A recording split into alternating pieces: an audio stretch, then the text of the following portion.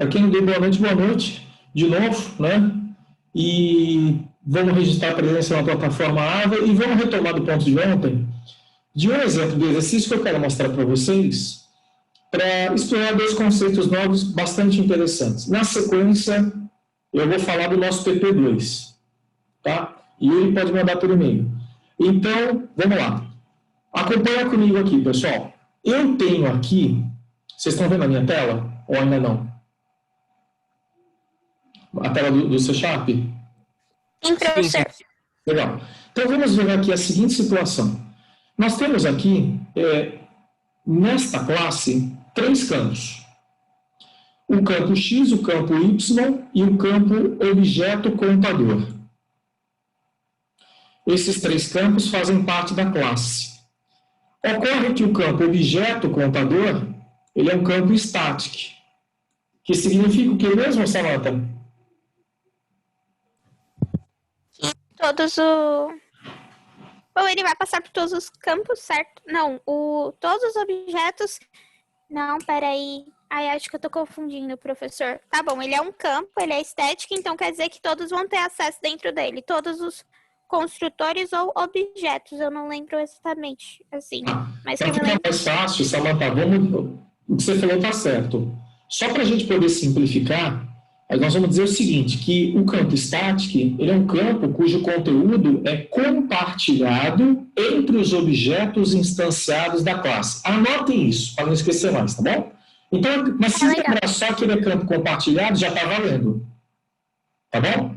Se lembrar que o campo static é o campo compartilhado, já está valendo. Por quê? Se ele é compartilhado, ele vai ser compartilhado por quem? Pelos objetos instanciados da mesma classe. Muito bem, vamos continuar aqui.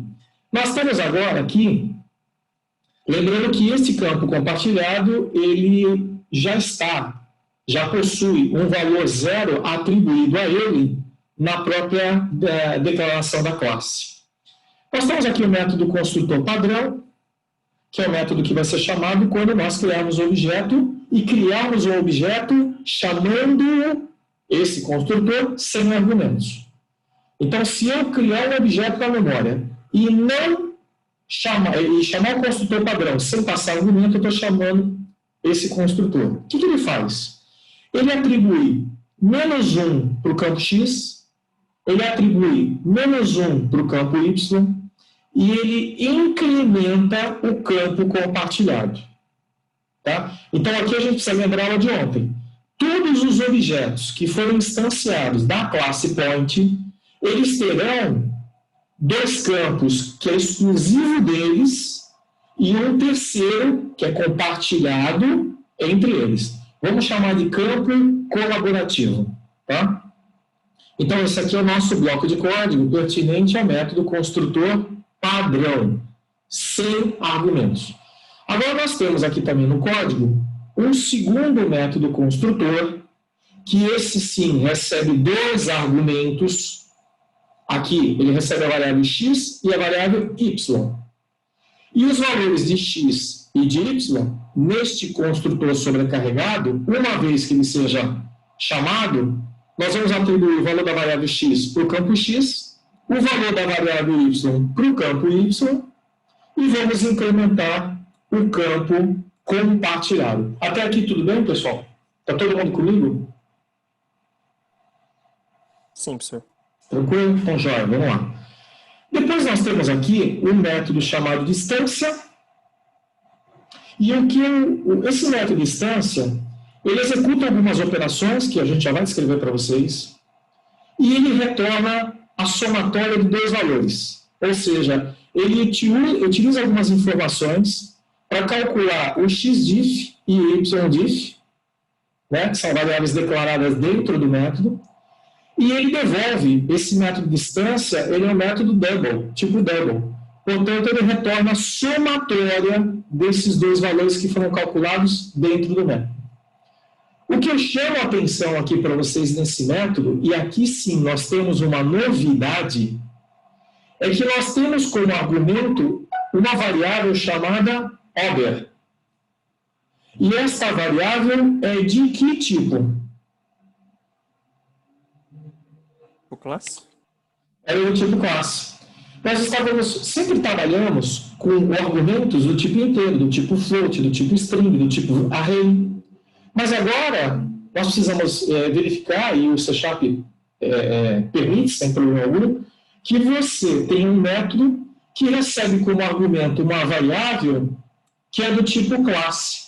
Então, na verdade, este método distância, ele recebe como endereço, ele recebe como argumento o endereço de memória de um outro objeto. Está claro isso para todo mundo? E por que eu deduzo isso? Porque se a variável order é do tipo classe, e nós já vimos isso em aulas anteriores, variáveis do tipo classe são variáveis que têm a capacidade de armazenar endereços de memória de objetos que estão instanciados na memória RAM. Então, consequentemente, este método de distância recebe como argumento o quê? O endereço de memória de um outro objeto. Qual é esse objeto? Nós vamos descobrir daqui a pouco. E nós temos aqui também um método chamado contador do tipo inteiro, tá certo? Do tipo inteiro. E este método simplesmente return campo compartilhado. Então, o que é que este método contador faz? Ele simplesmente, quando chamado, devolve o valor do campo compartilhado. E aí, Daniel, dentro do que você tinha perguntado, se você poderia mostrar o valor do campo dentro do main, está aqui a resposta. É exatamente esse exemplo aqui, Daniel. Lá no main, eu vou ter uma chamada para o contador, e quando eu chamar o contador, esse método, ele vai me retornar o conteúdo de um campo chamado objeto contador, que é nosso campo compartilhado, tá? Pessoal, Sim. fechamos a classe. Posso continuar ou alguém quer fazer alguma pergunta sobre ela? Continuar, professor. Vamos continuar então, bacana. Então, só para recapitular, eu tenho a classe com 3 campos, sendo um deles compartilhado. Eu tenho o método construtor padrão, eu tenho o método construtor sobrecarregado. A diferença entre eles é que esse padrão argumento 0, e aqui eu tenho no sobrecarregado 2 argumentos. Eu tenho o método distância, que recebe o endereço de memória de um objeto, realiza 2 operações matemáticas e devolve a somatória dos valores calculados, dos 2 valores calculados. E temos um método chamado contador, que quando chamado, devolve tão somente o conteúdo deste campo compartilhado da classe, ou do objeto instanciado. Muito bem, agora nós vamos para o main. Vamos ver o que acontece no main. Então vamos ver o que está acontecendo aqui. Eu declaro 2 variáveis. Eu podia até fazer aqui melhor, vou até simplificar aqui, para ficar mais fácil. Point objeto 1, point objeto 2. Ou seja, essas 2 variáveis, elas são de que tipo? Elas são do tipo classe. Nessa primeira instrução, eu estou criando um objeto, estou instanciando um objeto, estou alocando dinamicamente memória, e esse objeto que acabou de ser criado, vamos supor que ele foi criado no endereço meio de memória. Quanto vale o objeto 1?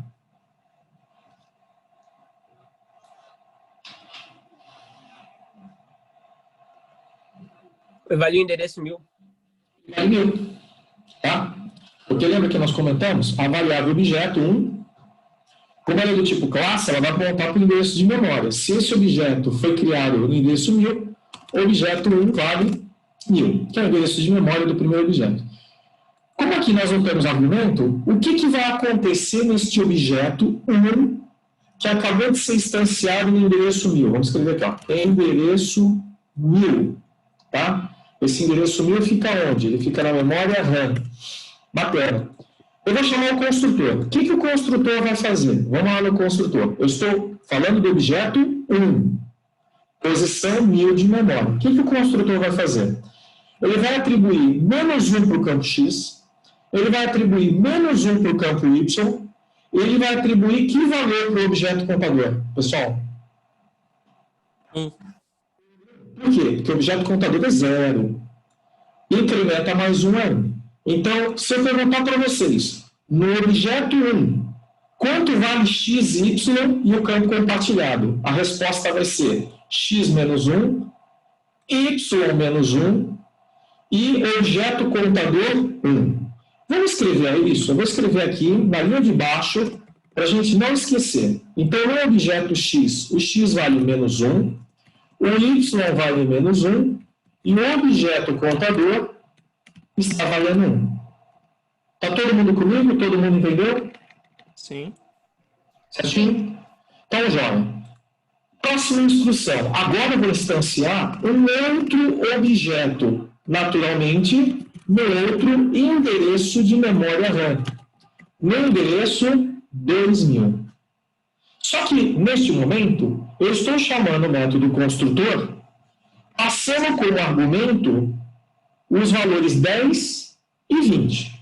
Como eu tenho aqui argumentos, eu não vou chamar sobre o objeto 1 o método construtor padrão. Eu vou chamar o construtor sobrecarregado, que é isso aqui. X vale 10, não é isso? Y vale 20. Valor x é 10. O valor 10 eu vou atribuir para o campo x. Y vale 20. O valor 20 eu vou armazenar no campo y. E quanto vale o objeto contador? Que é incrementado em 1. Vale 2.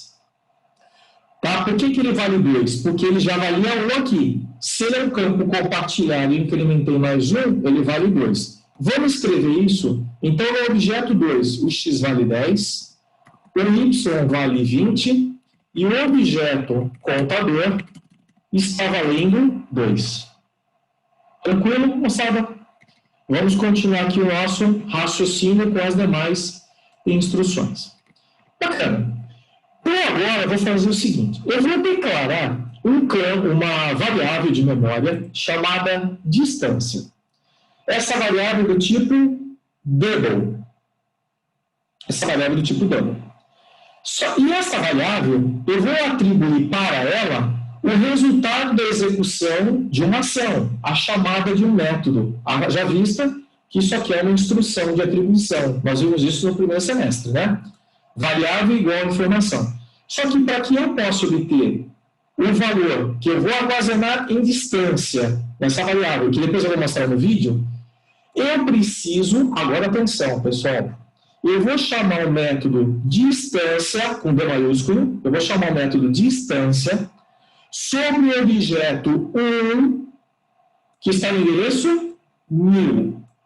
Eu vou chamar o método distância sobre o objeto 1000. Então, é sobre o objeto que está na posição 1000 de memória. E vou passar como argumento para esse método o endereço de memória do objeto 2, que vale 2000. Vocês entenderam o que eu fiz? Ô, professor. Não, vocês entenderam aqui o que está feito? Eu estou chamando o método sobre o objeto 1, passando como argumento o endereço do objeto 2. Pode falar, Yuri.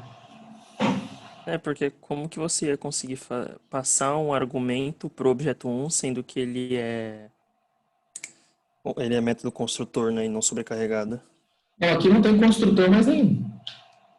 Aqui nessa instrução que nós estamos, não tem construtor mais, né? Eu estou chamando o método distância sobre o objeto 1. Distância não é construtor. Ah, ok. Tá? O construtor, ele só é executado quando eu crio o objeto. Nessa instrução e nesta. Aqui o objeto já está criado, o construtor já... O construtor foi quem atribuiu esses valores iniciais aqui de x e y, e objeto contador. Agora eu já estou numa fase do nosso código que os objetos já estão na memória e o construtor foi chamado.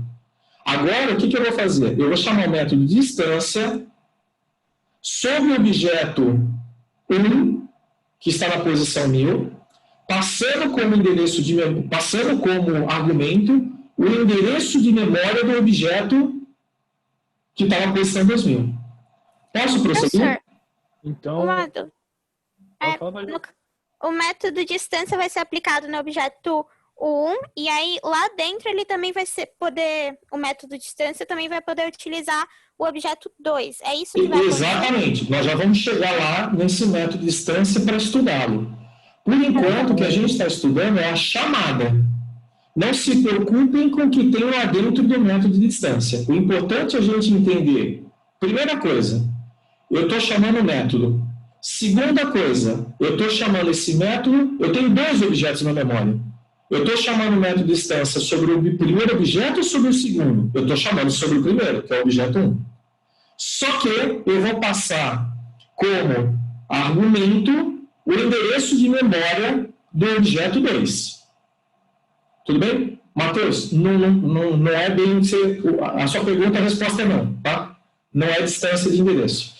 Já vamos chegar lá, tá? Pessoal, vocês percebam que eu não estou preocupado com o método de distância. Eu estou preocupado que vocês entendam esta instrução. Todo mundo entendeu? Eu vou chamar o método de distância sobre o objeto 1, que está no endereço 1000, passando como argumento desse método o endereço de outro objeto. Então, não perde o raciocínio. E cuidado, pessoal, eu vou até copiar aqui, fazer uma coisa aqui para a gente... Objeto 1. O objeto 1 está com essa situação aqui, né? Estava, né? Com essa situação aqui. E o objeto 2, ele tinha essa situação aqui quando foi criado. Tá? Muito bem, então vamos lá, pessoal. Vamos na distância. Distância esse cara aqui. Bacana. Quanto que vale o order, pessoal? 2.000. 2.000. O endereço do objeto 2. Tá? Agora que começa a brincadeira. Presta bem atenção. Ó, eu vou ter que voltar de novo. Para quem esqueceu.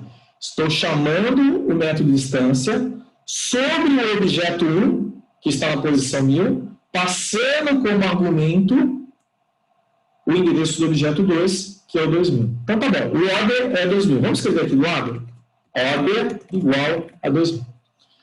Muito bem. Vem aqui comigo, pessoal. Você está vendo esse X aqui, ó? E tem um diz na frente? Diz.x. O que diz?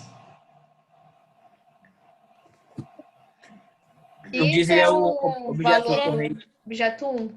Objeto corrente. Quem é o objeto corrente? O 1000 ou o 2000? 1000. É o 1000. Eu chamei sobre o objeto 1. No endereço 1000, quanto vale x? Não vale 1? Menos 1. Menos 1. Então vamos fazer a continha aqui, ó. X diff é igual ao x do objeto 1, que é menos 1, menos o x do order. Quanto que é o x do objeto 2000? 20. 10. 10. Quanto que dá nessa conta? Menos 11. Vocês entenderam uma brincadeira? Negócio muito louco, né? Sim. Qual o caminho de baixo? Y diff é igual. Quanto que vale o y do objeto 1? Menos 1. Menos 1. Vale o y do objeto 2? 20. É 20. Isso vai dar menos 21. Return x diff mais y diff. Quanto que ele vai devolver? Menos 32. Menos 31. 2. Menos 32. 11. Será que é isso mesmo? Vamos testar? Vamos testar. Se não for, nós vamos buscar a correção. Mas bateu. Menos 32 aí tá certinho. Beleza, pessoal? Entenderam?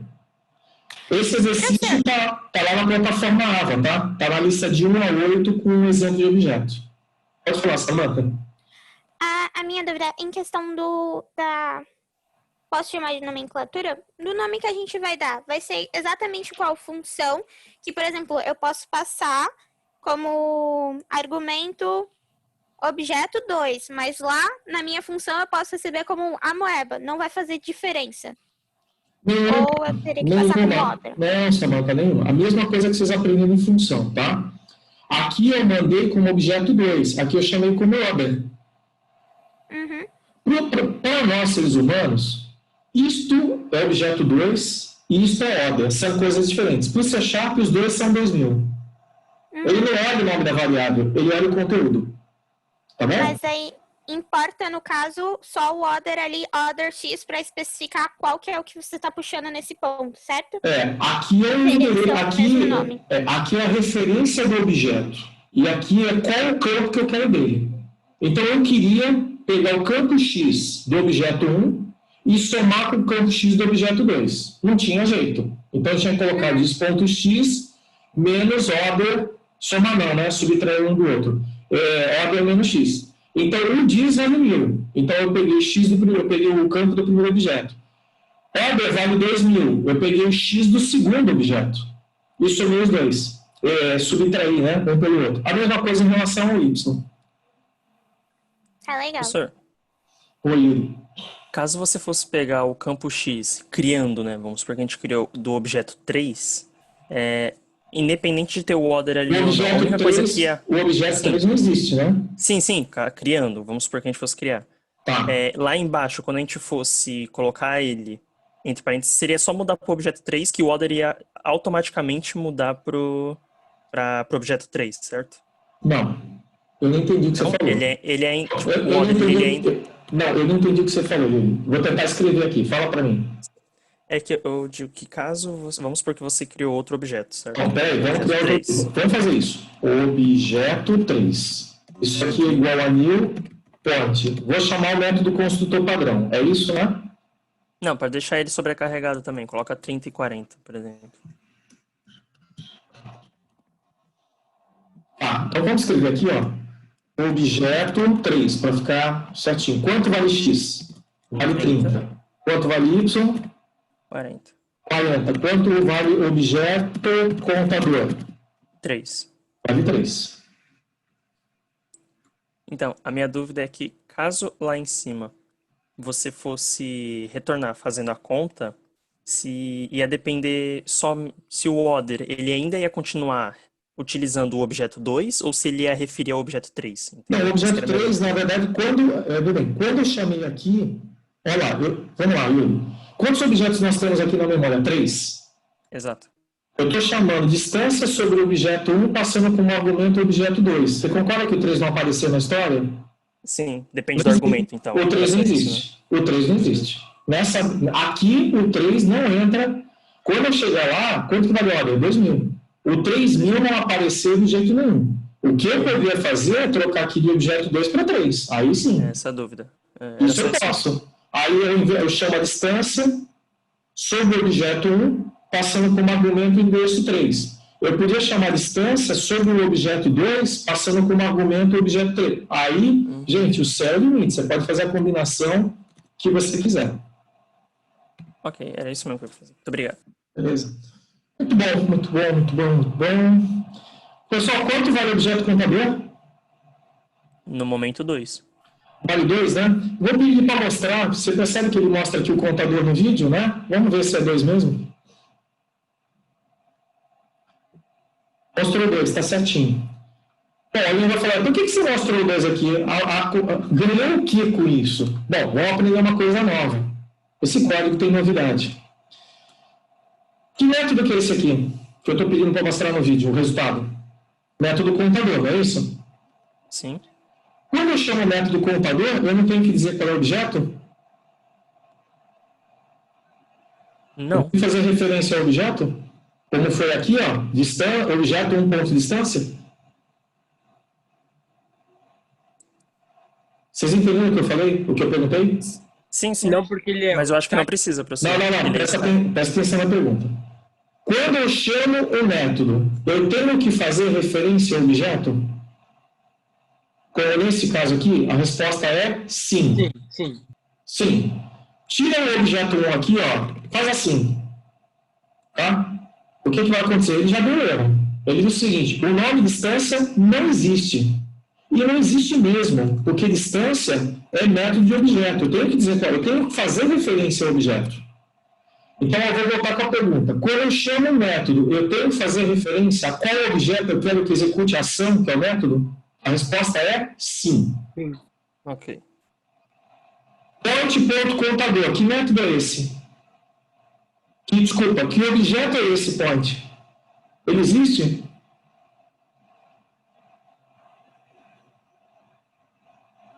Nós criamos algum objeto chamado point? Não. Point é o nome da classe. Da classe. Por que ele aceitou eu colocar o nome da classe ao invés do nome do objeto? Porque o método é static. Quando o método é static, eu posso chamar o método pelo nome da classe e não pela referência do objeto. Vamos fazer uma analogia. Lembra do match.poll? Vocês lembram do match.poll que leva uma base a uma potência? O poll é um método. O match não é nome de objeto, é nome de classe. O método poll da biblioteca do C#, ele é um método estático. E esses métodos estáticos, eles são muito bacanas para quê? Para reaproveitamento de código de colegas. Por exemplo, vamos fazer o seguinte, vamos supor que você criou um método chamado calcula dígito do CPF. E você desenvolveu um método no seu computador e você quer que o seu colega use aquele método. Você declara ele como static, tá certo? Compila aquele método na biblioteca do C# e fornece aquela biblioteca para o seu colega. Ele compila no código dele e chama o método pelo nome da classe. Entendeu? Então, quando a gente declara o método como static, eu posso chamá-lo através da classe dele. E não preciso fazer referência ao nome do objeto que foi instanciado.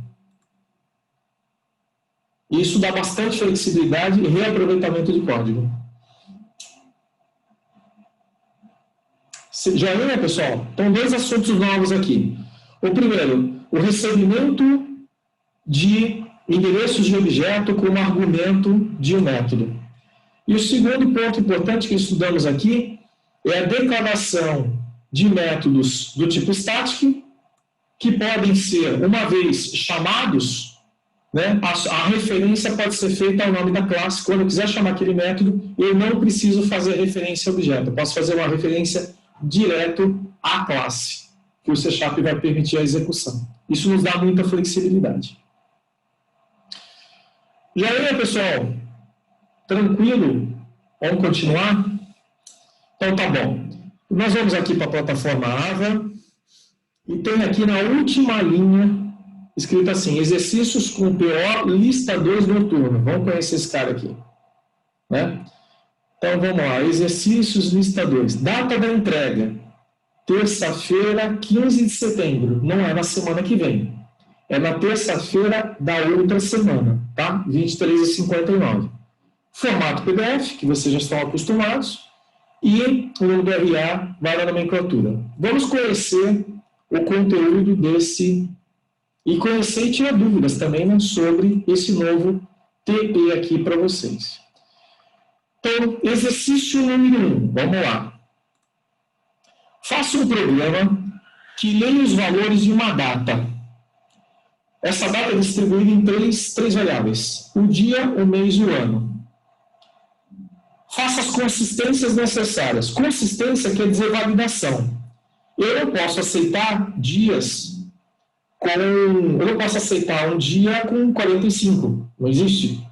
Eu não posso aceitar um mês com 24. E assim sucessivamente, tá?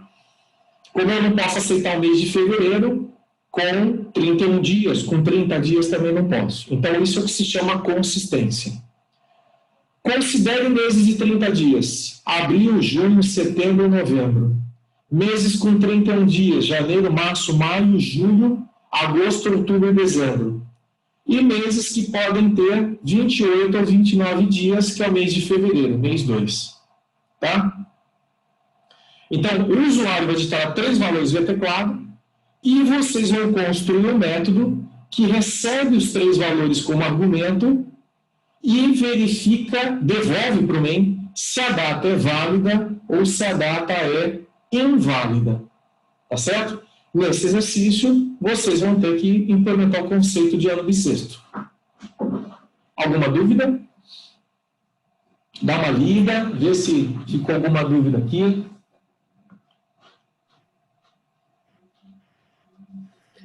O ano, professor, não tem aí nenhuma... Não pode ser um ano futuro, tipo, depois de 2000 e... Eu sugiro você estabelecer um range. Eu só vou aceitar anos de 1900 até apesar de que cai entre 1900 para cá, por exemplo, Daniel. Eu estabeleço um limite mínimo, 1900. Beleza. Né? Fica a cargo de vocês. Tá, Samantha? A gente só vai digitar um ano e ele vai ver se tá válido. Então, Você vai digitar o uma dia. data, no caso. Não, você vai digitar o dia, o mês e o ano. Uhum. E ele vai dizer assim, olha, esse dia, essa data, que é a soma das três variáveis, é uma data. O método vai devolver dizendo data válida ou data inválida. Vou dar um exemplo para vocês. Eu digitei 31 de fevereiro de 2020. Qual vai ser a resposta dele? Data inválida. Inválida. Fevereiro não tem 31 dias. Né? Ou eu vou digitar 28 de 13 de 2020. Data inválida. Não tem mês com 13, não tem o 13º mês do ano. Então aqui, na verdade, gente, é um programa que é real, é um problema do mundo real, que é a validação de datas digitadas em portais de internet para compras. Tá? Esse é o exercício 1. Exercício 2. Escreva um programa que lê o valor de um capital investido. Nós já fizemos esse exercício lá atrás, tá? Escreva um programa que lê o valor de um capital investido em reais e a taxa de juros mensais. Supondo que essa taxa seja constante no prazo de 12 meses, que é um ano, apresente o valor do investimento ao final de cada mês durante um ano. Exemplo, eu digitei R$1.000, taxa de juros de 1% ao mês, e o período já se sabe que é uma constante 12. Vocês vão construir um método que vai mostrar 12 valores no vídeo. Ou seja, qual é o valor que eu tenho de capital final ao final de cada mês. Vou dar um exemplo aqui. Eu coloquei R$1.000. Se a taxa de juros é 1% ao mês, quanto que eu vou ter de juros no primeiro mês? R$10. R$10. Então, o resultado do primeiro mês é 1.010. 10. No segundo mês, é 1% sobre 1.010. E assim por diante, porque aqui é juros compostos. Ok? Então, isso aqui é um investimento. É um programa que mostra para vocês cálculo de investimento. Poupança, fundo, seja lá, previdência privada, seja lá o que for. Tá? Então, você tem um capital inicial, você tem uma taxa de juros constante e você tem 12 meses que o usuário vai digitar o valor é a taxa de juros. O 12 é constante. E aí o seu método, o método do que vocês vão desenvolver, vai mostrar 12 valores no vídeo. Um para cada mês, com o resultado do que ele teria aí. No primeiro mês você colocou 1.000, você vai ter 1.010. No segundo mês, vamos fazer uma conta rápida aqui. O primeiro mês é 1.000, 1%, 1.010. No segundo mês é 1% sobre 1.010, que dá 11. R$10 e um centavo. 11 com 1.010, o segundo mês é 1.021. E assim por diante. Fechou? Professor, Oi. só uma perguntinha no exercício 1. Eu posso usar Deixa eu só fechar o 2. Claro. Só para fechar o raciocínio. O 2, tudo bem? Sim, Alguma pergunta do 2? Vamos lá, Lucas. Eu só tenho só uma curiosidade. Tá bom. Se é o 2, pode falar, Yuri. Aí eu já vou voltar para o 1. Eu só ia falar só de uma curiosidade geral. Já que o juros constante é assim que funciona, qual é o nome do juros normal, né? Que só 10 por mês, 10%, não do valor total. Simples. E sim, É juro simples. É o juro que você dá para o teu amigo. Seu amigo, irmão, pede emprestado, você fala assim, olha, eu vou te emprestar R$1.000. E você vai me devolver... Na verdade, como é que funciona? Você faz assim, vou te emprestar R$1.000, tá? Você vai me pagar 1.000%, você vai me pagar 1.000, que seria ótimo, 1% ao mês, durante 12 meses a taxa de juros simples. Quanto que você vai me devolver? Você vai me devolver 12% sobre 1.000. Você vai me devolver 1.012. Ok, Isso entendi. isso é chamado de juros simples. O juro composto, o nome juro composto, deriva do conceito dos juros sobre juros. Porque quando eu apliquei em cima de 1.000 1%, deu 1.010. Quando eu aplicar 1.000%, vai ser sobre 1.010, não sobre 1.000. Então, por isso que a gente chama de juros sobre juros, juros compostos. Então, a gente brinca que, claro, você pode emprestar a juros zero. Emprestei 1.000, me devolve 1.000. Né? Se eu te emprestar a juros simples, você vai multiplicar a quantidade de meses pelos juros e jogar em cima do capital inicial. Agora, juros sobre juros, que é o que o banco cobra. Banco é juros sobre juros. Não tem margem. Né? Vamos voltar no exercício 1 com o Lucas e depois eu passo aí a palavra para o Daniel.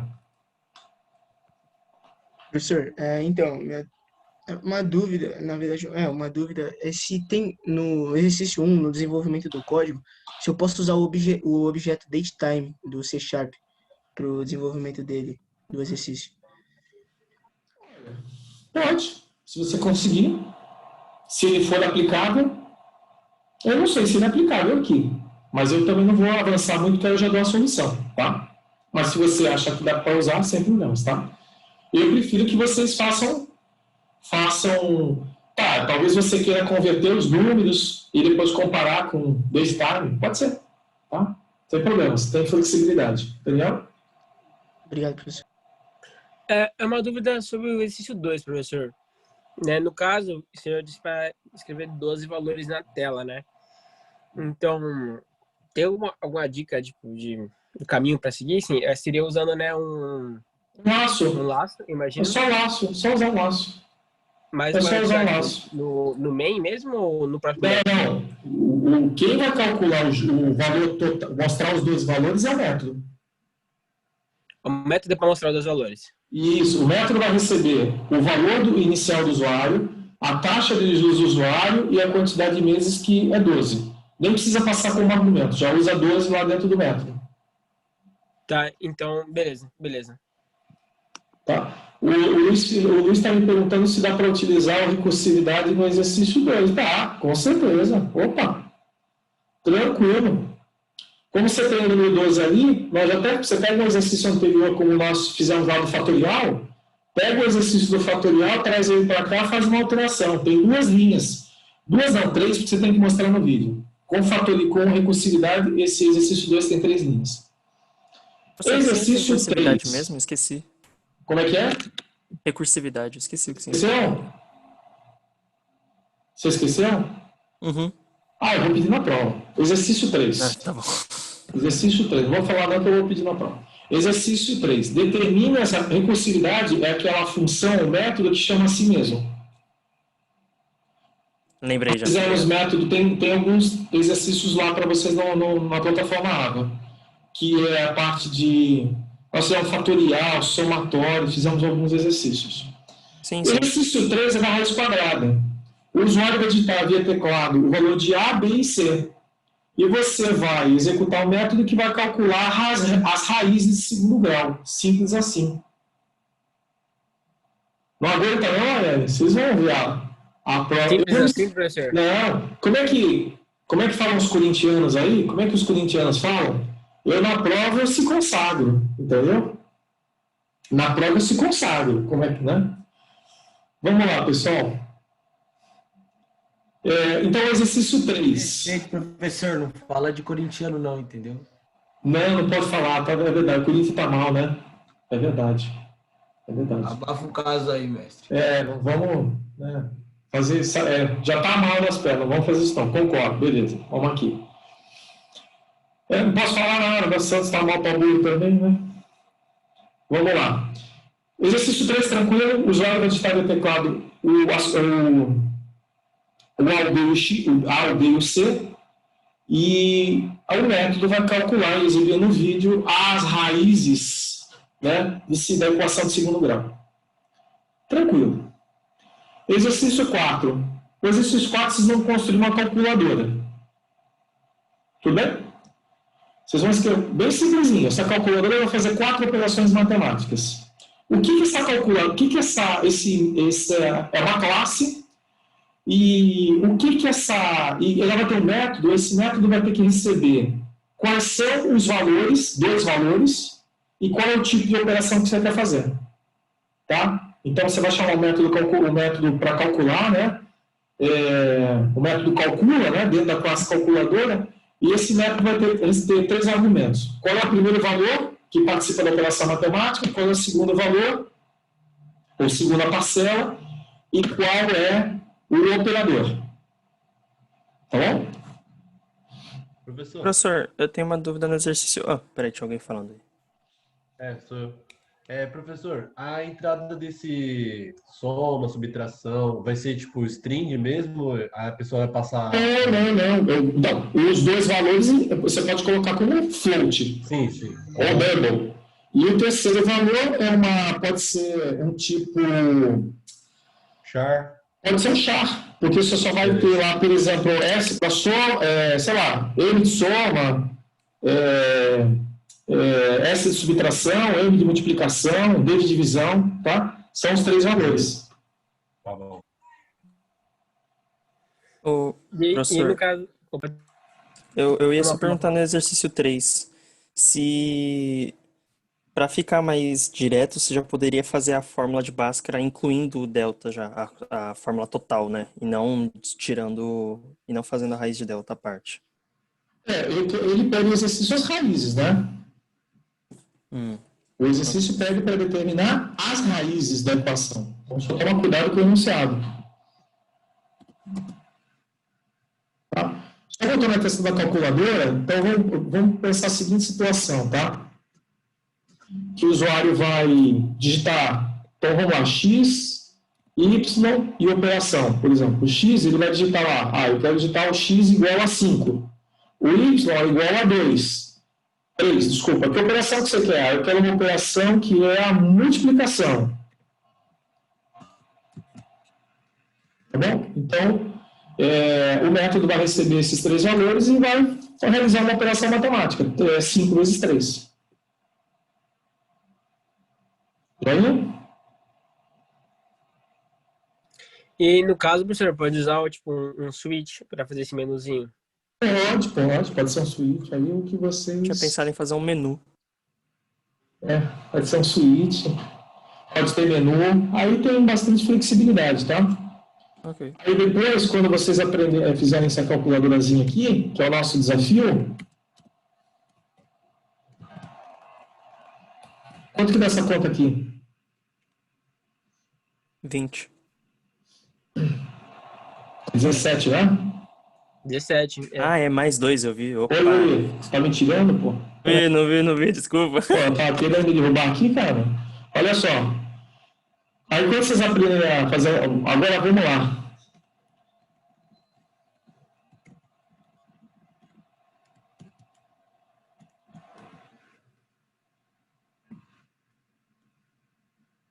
Peraí, deixa eu fazer uma continha aqui.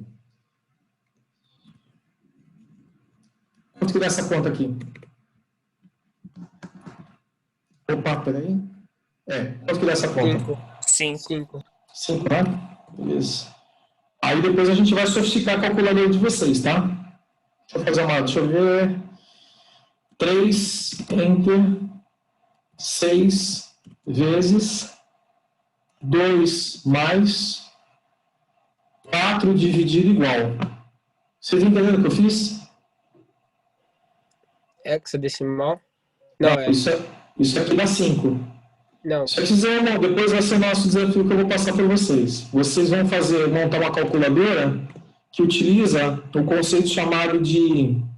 Ele escreveu aqui para mim no fechado aqui, que está muito fácil esse negócio. Então, eu vou complicar. RPN, Reverse, Policy,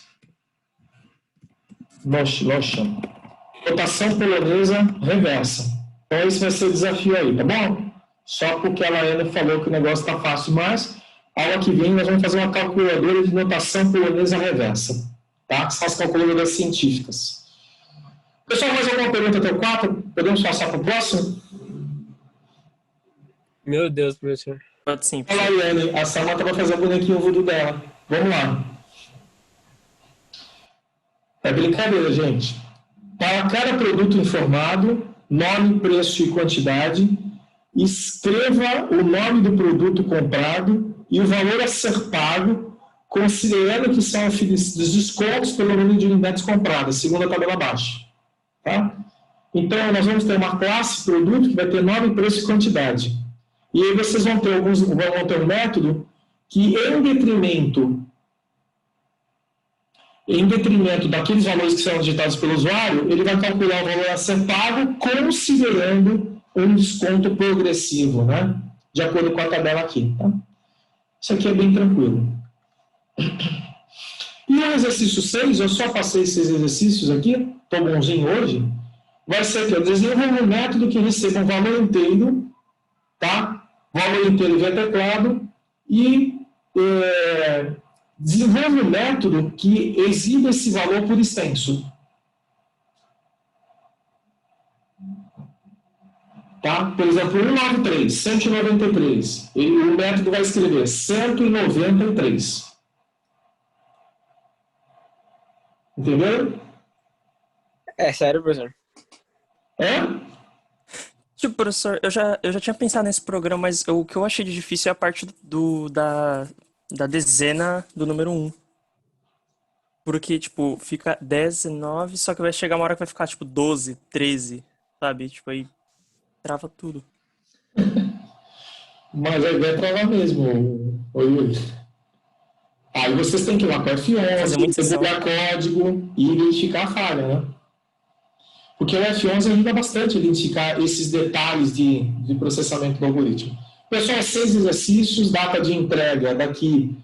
Que dia que é mesmo aqui que nós colocamos? Dia 15 de setembro, tá? Então tem tempo, não deixem para o final, aproveitem o feriado, vocês têm um feriado na segunda-feira e um feriado também na terça, né? Então aproveitem aí para desenvolver esse trabalho prático, ok?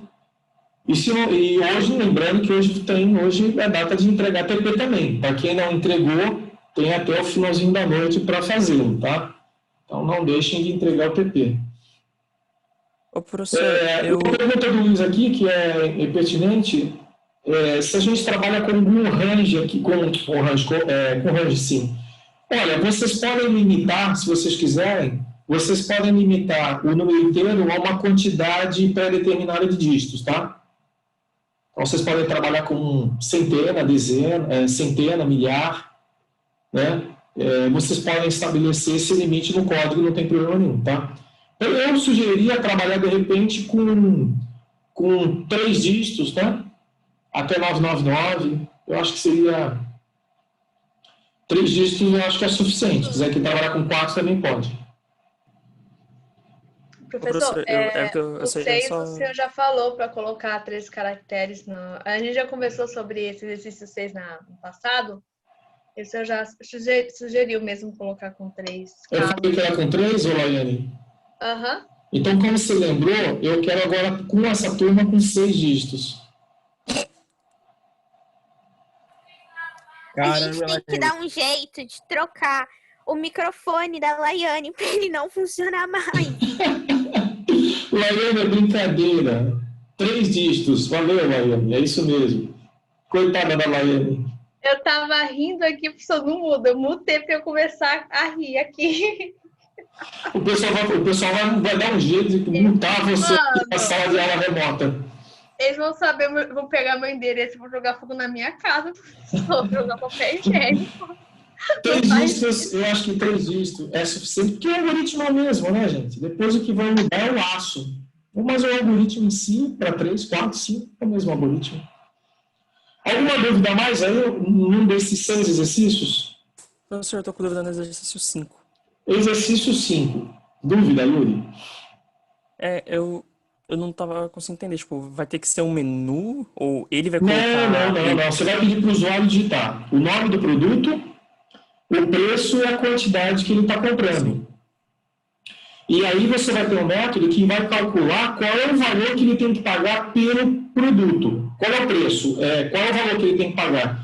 o preço multiplicado pela quantidade. Entretanto, antes de você calcular o preço pela quantidade, você tem que analisar a quantidade. Por exemplo, se ele comprou 50 unidades, o preço que ele digitou tem que ser abatido em 25%, porque é o desconto.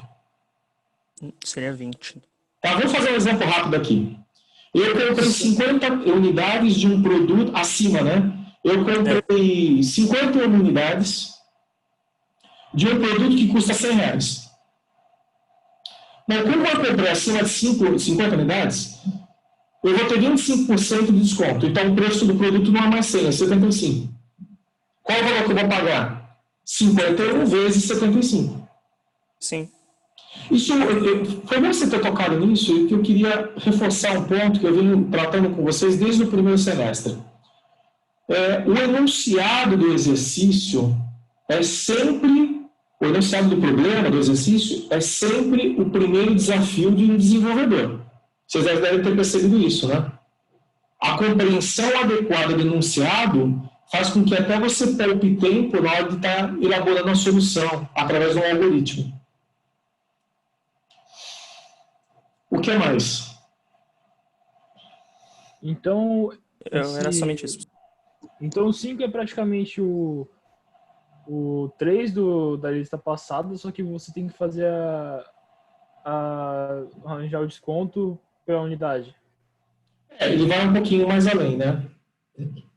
Mas pode utilizar como base o anterior. Na verdade, todos os códigos anteriores que vocês têm, eles podem ser utilizados como base para novos códigos, né? A parte de método construtor, às vezes trocando o nome do campo, usa um método que retorna o valor do campo, mas trocando, de repente, o nome do método, e assim sucessivamente. Então, a ideia é sempre reaproveitar código, né? Nunca começar um código do zero. Até porque vocês têm bastante código de exercícios, de TPs, e que estão publicados a título de exemplo lá na plataforma Ava.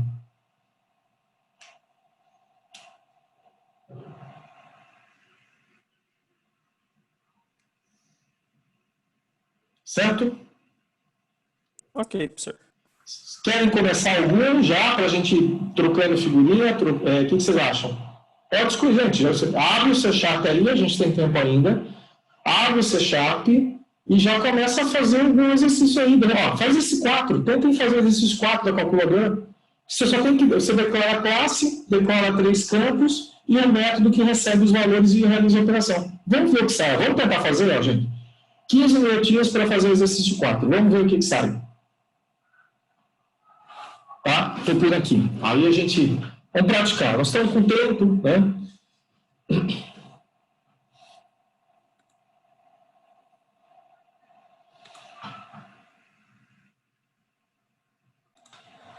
Então, deixa eu copiar para vocês aqui esse exemplo da solução do exercício de calculadora. Aqui eu vou anexar no chat para vocês.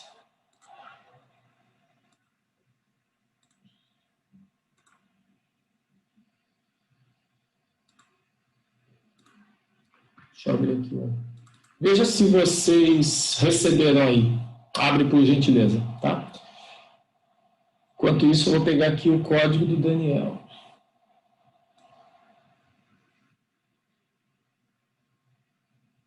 Você me mandou aqui, Daniel, só... Não mandou os dois? Você me mandou a classe? Mandei a classe e mandei o main agora. Deixa eu abrir aqui no seu a minha dúvida... Deixa eu só copiar aqui. Uhum. Tá? Classe pessoa. Eu tinha feito um pouco diferente do que o senhor tinha mostrado ontem. Né? Em vez de criar um método para cada um para o nome, outro para a idade, outro para vez, outro para a altura. Deixa eu ver aqui, vamos lá. Um argumento, né? Legal, perfeito. Então tá bom. Aqui você tem o método construtor, não é isso? Isso, que inicializa, né, os campos. Variáveis. Tá? Float, idade e peso e altura. Bacana. Tá todo mundo aqui.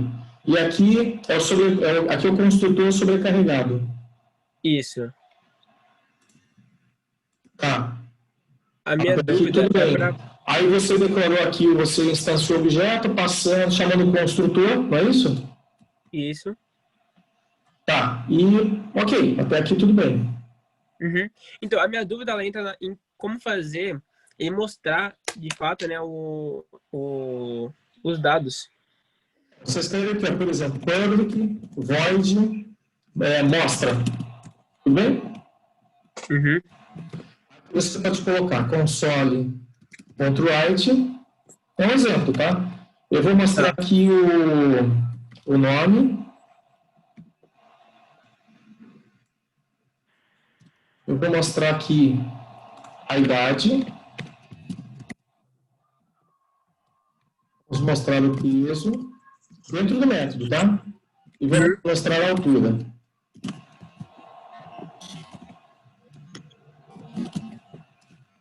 Tá? Então, o método, esse método mostra, o que ele faz? Ele mostra os campos que estão, o valor, o conteúdo dos campos do objeto. Então, aqui eu vou escrever assim, person.mostra, pronto. Nós vamos executar aqui o código. Tá lá. Deixa eu só colocar o outline. Uhum. Então, o que eu fiz? Eu tinha um objeto instanciado na memória do computador. Eu tenho um método que mostra o conteúdo dos campos. Eu peço para chamar o método, invocar o método sobre o objeto que eu acabei de instanciar. O método é a ação. Eu executo uma ação sobre o objeto que eu acabei de instanciar. Então, ele mostrou os dados no vídeo. Só isso, Daniel. Entendi. Então, criando um método para poder mostrar, eu poderia fazer um texto igual você tinha mostrado, por exemplo, aí coloca o nome, tem idade, coloca usando aquelas chaves com 0, 1, 2, 3. A chave é o placeholder, né? Aí é só uma série em vídeo, né? Sim. O que poderia ter, por exemplo, se você quisesse ter, ao invés de você poderia ter assim, ó, quer ver, ó? Mostra nome. E aí, esse aqui só vai mostrar o nome. Uhum. Mostra e aí é mais idade. Mostra a idade.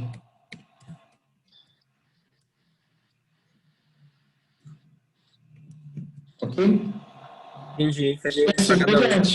Aí, aqui, ao invés de aqui você escreveria mostra nome, mostra idade. Isso se você não quisesse exibir todos os valores dos campos de uma única vez. Aí você começa a brincar, né? Com N possibilidades. Entendi, professor. Obrigado. Nada. Pessoal, encerramos por aqui. Bom final de semana aí para vocês. Né? Bom final, na verdade, quinta e sexta. Bom final de semana. Bom feriado a todos. Não deixem de começar a fazer o PP. Quem tiver PP para entregar hoje, não deixe de entregar hoje. Tá legal? E dúvidas, é só me encaminhar por e-mail. Obrigado, gente. E até a próxima.